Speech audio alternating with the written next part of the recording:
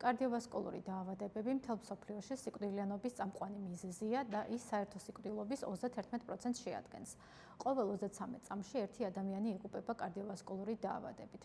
ეს არის გულისა და სისხლძარღვების დაავადება და ამ ტერმინის ქვეშ იგულისხმება კორონარული არტერიების, პერიფერიული არტერიების, ცერებროვასკულური დაავადებები, აგრეთვე გულის თანდაყოლილი პათოლოგიები, გულის რევმატიული დაავადება, ღრმავენების თრომბოზი, პულმონარული ემბოლია. რიგ შემთხვევაში შესაძლებელია მიმდინარეობდეს ასიმპტომურად, ზოგადი სიმპტომატიკა მოიცავს ტკივილის, სიმძიმის, დისკომფორტის შეგრძნებას გულმკერდის არეში.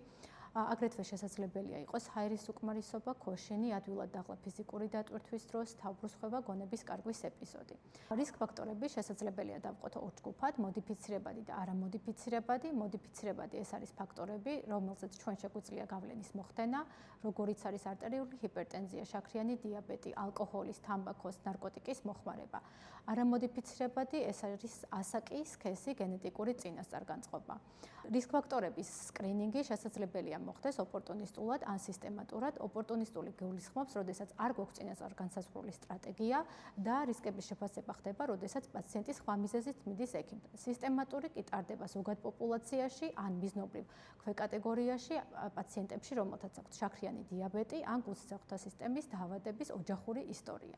დიაგნოსტიკა მოიცავს როგორც ინსტრუმენტულ, ასევე ლაბორატორიულ კვლევებს, ეს არის პირველადი საბაზისო კვლევები, ელექტროკარდიოგრამა, ეკოკარდიოგრაფია, კარდიოლოგის კონსულტაცია. შემდგომი კვლევები უკვე ინიშნება ინდივიდუალურად.